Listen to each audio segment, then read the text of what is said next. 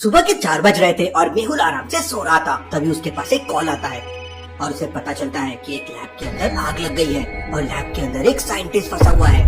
मेहुल तुरंत अपनी कार से लैब पहुंच जाता है। लैब तीसरे फ्लोर पर बनी हुई थी और वहाँ पे बहुत जोरों से आग लगी हुई थी। बिल्डिंग के नीचे एक सिक्योरिटी गार्ड खड़ा हुआ था। मेहुल तुरंत उसके पास जाता है। सर, मैंने ही आपको कॉल किया था। मैं इस बिल्डिंग का सिक्योरिटी गार्ड हूँ।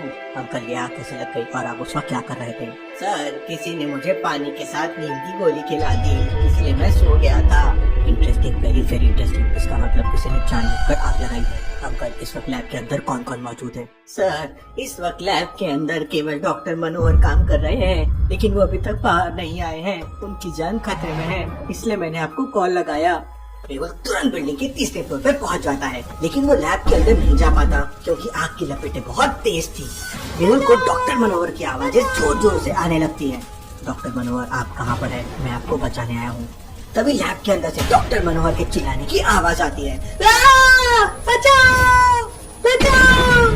मुझे कैसे भी करके लैब के अंदर जाना होगा। डॉक्टर मनोहर की जान खतरे में है। मेहुल को सामने 3 रास्ते दिखाई देते हैं जिससे वो लैब के अंदर जा सकता है। आजकल आदमी क्या बता सकते हैं मेहुल तीनों में से कौन सा रास्ता ले सकता है? सोचिए सोचिए।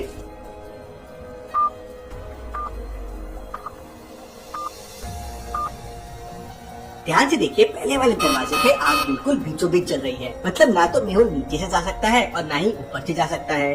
दूसरे रास्ते पे आग बहुत ही तेज लग रही है और आग ने पूरे दरवाजे को कवर कर लिया है। लेकिन तीसरे दरवाजे को ध्यान से देखिए, आग केवल ऊपर की तरफ है, मतलब नीचे से जाया जा सकता है। मेहुल के बाजू में एक स्केटबोर्ड पड़ी हुई थी।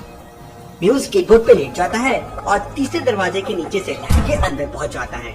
लेकिन लैब के अंदर भयंकर आग लगी हुई थी।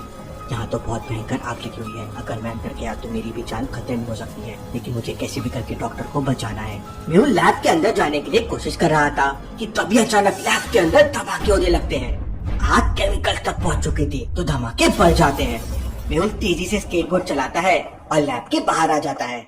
लैब के अंदर एक के बाद एक धमाके बढ़ते जा रहे थे। वहाँ फायर ब्रिगेड भी आ जाती है और थोड़ी ही देर में आग बुझा देती है। पता नहीं डॉक्टर मनोहर के साथ क्या हुआ होगा। मेहुल तुरंत लैब के अंदर जाता है, लेकिन सारी लैब जल चुकी थी और डॉक्टर मनोहर की डेथ हो गई थी। मेहुल डॉक्टर मनोहर की डेड बॉडी को अच्छी तरह से चेक करता है, लेकिन उसे कोई सबूत नहीं मिलता। मेरी आंखों के सामने डॉक्टर मनोहर चलकर मर गए, मैं खूनी को बिल्कुल नहीं छोड़ूंगा। थोड़ी देर बाद उस बिल्डिंग का मैनेजर वहाँ आ जाता है। मैनेजर, मुझे सच बताओ, डॉक्टर मनोहर को किसने मारा है? सर, मुझे नहीं पता सर, केवल गिने चुने लोगों को ही पता था कि डॉक्टर मनोहर सुबह सुबह लैब के अंदर आते हैं। Interesting, very very interesting. इसका मतलब खूनी को पता था कि डॉक्टर मनोहर सुबह के 4 बजे लैब के अंदर अपना काम कर रहे होंगे, इसलिए उसने लैब में आग लगा दी। मेहुल सीसीटीवी फुटेजेस चेक करता है। आग लगने के बाद कैमरा जल चुका था, इसलिए उसके बाद के फुटेजेस अवेलेबल नहीं थे। लेकिन ठीक 4 बजे जब मनोहर लैब के अंदर आए थे, उसका एक सीसीटीवी फुटेज मेहुल को मिल जाता है। इसके बाद मेहुल कल के फुटेजेस चेक करता है तो वहाँ मेहुल को एक क्लू मिल जाता है। आजकल आदमी, क्या आप इन दोनों फुटेजेस को देख के बता सकते हैं मेहुल को क्या क्लू मिल गया? सोचिए सोचिए।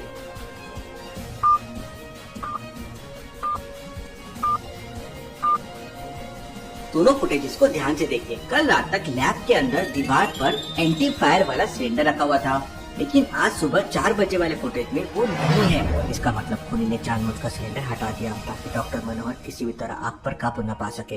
लेकिन डॉक्टर मनोहर ने आग लगने के बाद भागने की कोशिश क्यों नहीं की? वो लैब के अंदर ही क्यों फंस गए?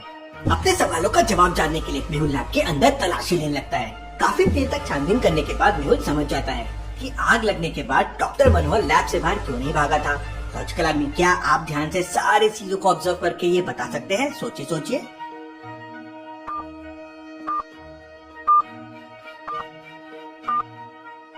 ध्यान से देखिए, टेबल के नीचे लोहे की जंजीर और एक ताला पड़ा हुआ है। इसका मतलब खूनी ने डॉक्टर मनोहर का हाथ ब्लॉक कर दिया होगा, इसलिए वो लैब से भाग नहीं पाए। और जब उनकी बॉडी पूरी तरह से जल गई तो लोहे की जंजीर अपने आप बॉडी से अलग हो गई। मेहुल डॉक्टर मनोहर की डेड बॉडी लेकर बिल्डिंग से बाहर आ जाता है और वहाँ के सिक्योरिटी गार्ड और मैनेजर से कहता है, जब तक केस की छानबीन पूरी नहीं हो जाती बिल्डिंग के अंदर कोई नहीं जाएगा और तुम लोग सब यहीं पे रहोगे। इसके बाद मेहुल मनोहर की डेड बॉडी लेकर संजना की लैब में पहुँच जाता है। सुबह के 6 बज चुके थे। सिक्योरिटी के लिए दरवाजा एक पासवर्ड से लॉक था। इन चारों बटन पे मुझे बताओ कौन सी बटन ऑड वन आउट है? ध्यान से सोचना लॉजिकल आदमी।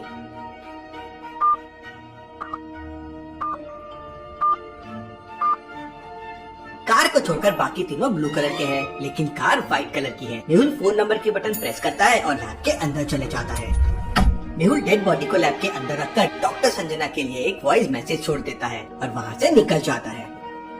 मेहुल तुरंत उसी बिल्डिंग में वापस पहुँच जाता है जहाँ लैब के अंदर आग लगी थी। मेहुल सबसे पहले वहाँ के मैनेजर से पूछताछ करता है।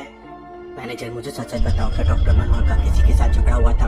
सर, डॉक्टर मनोहर बहुत ही अच्छे इंसान थे, उनका कभी किसी के साथ झगड़ा नहीं हुआ, लेकिन पिछले 4-5 दिनों से उनका एक दोस्त अक्सर उनसे मिलने आता है। Interesting, very very interesting. मुझे उस आदमी की फोटो चाहिए। मैनेजर अपने लैपटॉप से उस आदमी का फोटो दिखाता है। शाबाश मैनेजर, अब मैं इस आदमी का पता लगा लूंगा। मेहुल तुरंत सोनिया को वो फोटो भेज देता है। थोड़ी देर में मेहुल के पास सोनिया का कॉल आ जाता है। वो बताती है कि आदमी का नाम रमेश है। वो एक दूसरे शहर में जाना माना बिजनेसमैन है और उसके पास दवाइयाँ बनाने वाली फैक्ट्रीज भी है। सभी लोग उसे रमेश दादा के नाम से बुलाते हैं। लगता है रमेश दादा से पूछताछ करने के लिए दूसरे शहर जाना ही होगा। मेहुल तुरंत अपनी कार से शहर के लिए निकल पड़ता है। मेहुल के शहर से रमेश दादा के शहर तक जाने के लिए 3 रास्ते थे। पहला रास्ता मेन हाईवे से होकर जाता है, लेकिन रास्ता काफी लंबा है। दूसरा रास्ता एक तालाब के बगल से होकर जाता है। ये सबसे शॉर्टकट रास्ता है, लेकिन तालाब में बहुत सारे क्रोकोडाइल्स रहते हैं जो अक्सर सड़क पे आके बैठ जाते हैं। तीसरा रास्ता जंगल से होकर जाता है, लेकिन इस समय जंगल में बहुत सारे डाकू रहते हैं। लॉजिकल आदमी क्या बता सकते हैं कौन सा रास्ता मेहुल ले सकता है? सोचिए सोचिए।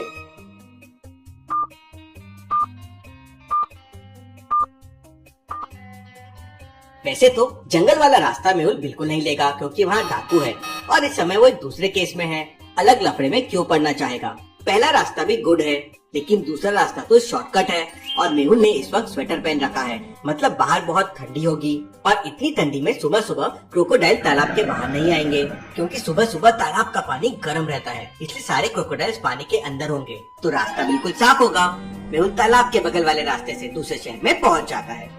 मेहुल दूसरे शहर में जाते ही सबसे पहले रमेश दादा की दवाई वाली फैक्ट्री में पहुंच जाता है।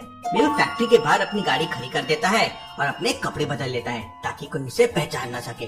मेहुल दूसरे कपड़े पहन के फैक्ट्री के अंदर जाने लगता है तो फैक्ट्री के बाहर 2 बॉडीगार्ड खड़े हुए थे। वो उसे रोक लेते हैं। मैं रमेश दादा का आदमी हूँ, मुझे रमेश दादा ने भेजा है। रमेश दादा का नाम सुनते ही सिक्योरिटी गार्ड मेहुल को फैक्ट्री के अंदर एंट्री दे देते हैं। फैक्ट्री के अंदर का नजारा देख मेहुल हैरान रह जाता है। Interesting, very very interesting. इसका मतलब रमेश दादा डुप्लीकेट दवाइयाँ बनाकर बेचता है। मेहुल आराम से फैक्ट्री के बाहर आ जाता है और फिर रमेश दादा को कॉल करता है। रमेश दादा, मुझे 5 करोड़ की डुप्लीकेट दवाइयाँ चाहिए, मैं तुम्हारी फैक्ट्री के बाहर खड़ा हुआ हूँ। 10 मिनट के अंदर रमेश दादा फैक्ट्री के बाहर पहुँच जाता है। मेहुल उसे पकड़ लेता है और पुलिस को कॉल कर देता है। पुलिस फैक्ट्री पे चापा भी मार देती है। रमेश दादा, सच बताओ तुम डॉक्टर मनोहर से मिलने क्यों गए थे? तो रमेश दादा बताता है कि डॉक्टर मनोहर के पास एक बहुत ही अच्छा फॉर्मूला था जिसकी मदद से बहुत ही कम लागत में डुप्लीकेट दवाइयाँ तैयार की जा सकती थी और उन दवाइयों की कीमत मार्केट में लाखों में होती थी। लेकिन डॉक्टर मनोहर ने वो फॉर्मूला उसे नहीं दिया, इसलिए उसने लैब के अंदर आग लगवा दी। रमेश दादा, तुमने ज्यादा पैसे कमाने के लालच में डॉक्टर मनोहर का मर्डर कर दिया है।